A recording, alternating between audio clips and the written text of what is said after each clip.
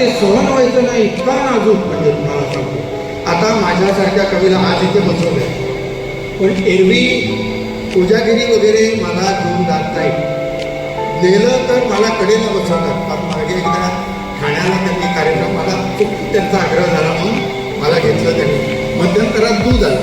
आता अजून तरी पूजागिरीला मध्यंतरात दूधच येतं, म्हणजे पुढे काय येईल सांगता येत नाही. दिवस सगळे बदलत आहे. तर मी दूध पिता पिता म्हटलं काय चाललेलं पडलंय.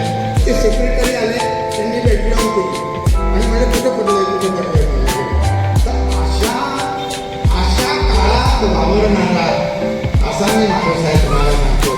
जर तुम्ही म्हणाल की असं मानव पाडगावकर, रेल्वे किंवा इंदिराजी यांच्यासारखं काहीतरी असं आजच्या दिनी व्यवहार असा काय ऐकायला, तर ते मी पहिल्यांदा तुमचा ब्रह्मविलास जो आहे तो म्हणजे तुम्हाला असं काहीतरी छान ऐकायचं वगैरे, तर ते मी तुमच्या डोक्यातनं काढून टाकतो आणि क्षमा पण मागतो. मी सूर्याला एकदा विचारलं, म्हटलं कसं काय चाललंय. म्हणाला दिवस ढकलतोय म्हणून. सूर्यासारखा सूर्य दिवस ढकलतोय म्हणायची पाळी आली. पण सूर्याकडून मी एक शिकलो, अंधार पडायच्या आत घरी परत जायचं. अवघड आहे फार, म्हणजे महिलांचा विषय नाही तो. पण अहो 31 डिसेंबरला आमच्याकडे पार्टी होती, 20 लोकांची पार्टी, 40 व्हॉलंटियर नेमावे लागले. एक इकडनं धरायला, एक इकडनं धरायला. ते धरायला जाणारे आधी पडतात.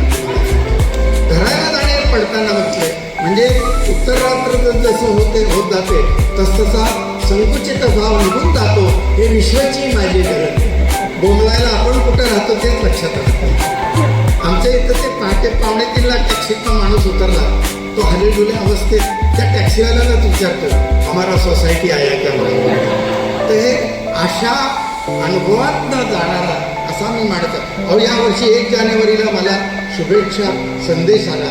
त्यात लिहिलं होतं, नूतन वर्ष आपल्याला शहाणपणाचे गाव.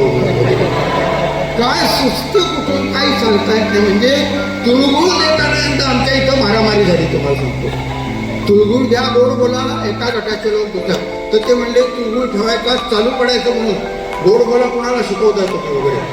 आमच्या आई बापांनी शिकवलं ना. असं कोण मस्ती इतकी डोक्यात दिली आहे की काही सांगू नका. तुम्हाला सांगतो असं. आणि सोडवायला गेलो ना तर सोडवायला जाणारा मार खातो नाही. मी तुम्हाला सांगतो, दोघं म्हणून त्याला धोपडतात. असं काहीतरी नवीन आधुनिकता जी आपण म्हणतो ना सगळी, तर ती सगळ्या पद्धतीनं अशी येते. आता मी तुम्हाला सांगतो की एकदा एका कार्यक्रमामध्ये एका मुलीला विचारलं, म्हटलं काय गं एकत्र कुटुंब पद्धती म्हणजे काय. तर ती उभी राहिली आणि म्हणाली, आई आणि बाबा एकत्र राहतात, त्याला एकत्र कुटुंब पद्धती म्हणतात. मुलांनाच आश्चर्य वाटतं, आपल्या आई बाबा कष्ट एवढं वर्ष एकत्र राहिलं. म्हणजे बघा ते सिरियलमध्ये पूर्वी सह्याद्रीवर 13 भाग असायचे, आता 2-2, 2.5 वर्ष चालतात. आणि त्यात एका लग्नावर भागतच नाही. 2-3 लग्न तरी बरोबर आहे, 2-3 लग्न तरी दाखवतात त्याच्यामध्ये. आपलं एक लग्न ठरणं मुश्किल. तुम्हाला खरंच माझं लग्न ठरलं, मी रस्त्याच्या मधनं चालत होतो काही दिवस.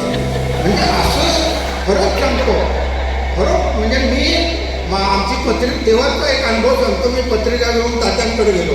तात्या म्हणलं ही घ्या पत्रिका. तो म्हणजे कसली रे पत्रिका. म्हणून माझं लग्न ठरलं. तो म्हणजे तुझं कसं काय लग्न ठरलं. काय स्वागताची भूमिका हो. म्हणजे एखाद्याकडे जावं ना तर कसं तुम्ही असा अनुभव. तर तेवढ्यात त्यांच्याकडे एक माणूस आला. तो म्हणे हा घ्या पेढा तात्या. कसला रे पेढा. तो म्हणे मला नातू झाला. त्यांनी असा चेहरा केला, हल्ली म्हणे कुणाला काय होईल काही सांगता येत नाही. ही अशी माणसं माझ्या आयुष्यात सगळी अशीच माणसं भेटतात. खरंच सांगतो. म्हणजे तुम्हाला सांगतो की त्या याच्यामध्ये मी हे असं बोलतो ना, माझी मोठी मुलगी मला म्हणाली, बाबा तुम्ही असं बोलता कार्यक्रमात, तुम्हाला वृद्धाश्रमात पण हकलून देते. काय मुलीच्या सदिच्छा आहेत बघा. म्हणजे वृद्धाश्रमात ठेवणार हे नक्कीच, पण तिथे तरी सुखाने राहावं तितकं पण बाहेर काढते.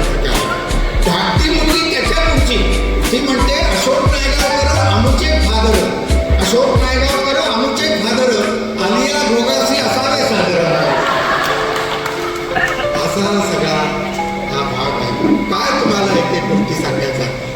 कुठल्या जातकुळीतला कवी आहे हे सांगण्यासाठी हे मी सगळं सांगतो, तुम्हाला सांगतो. तर एक कविता पहिल्यांदा टिळकांना उद्देशून ही एवढी जुनी संस्था आहे, खूप म्हणजे शतक पण पूर्ण होईल काही दिवसांनी, 10-15 वर्षांनी, मला वाटतंय 10-12 वर्षांनी. तर त्या अशा जुन्या काळातलं सगळं जे काही संचित आहे त्याचा संस्कार आहे.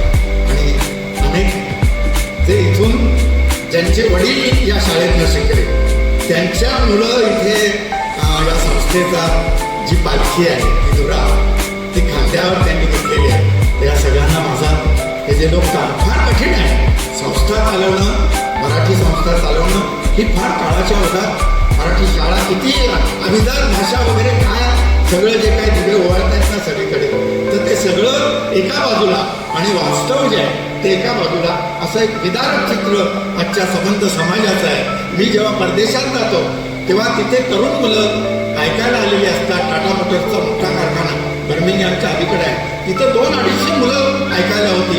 किंवा तिकडे अमेरिकेमध्ये तरुण मुलं ऐकायला येतात.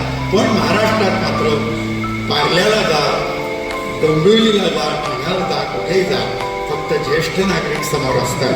हे आजचं वास्तव आहे. आणि घरातल्या तिसऱ्या पिढीला मराठी वाक्याचा अर्थ कळत नाही. कोबी आण, कांदे आण, बटाटे आण किंवा काकडी आण एवढाच मराठीचा अर्थ समजतो. एखादं सूचित असं अर्थगर्भ असं जर तुम्ही बोलला त्याचा अर्थ घरातल्या तुमच्या तिसऱ्या पिढीला समजत नाही. हे आजचं वास्तव आहे, तुम्हाला सांगतो. हे विधारक वास्तव आहे. हे याच्यावरती काय करता येईल तो गोष्ट आता नुकताच मराठी भाषा दिन 15 चालू आहे, तुम्हाला सांगतो.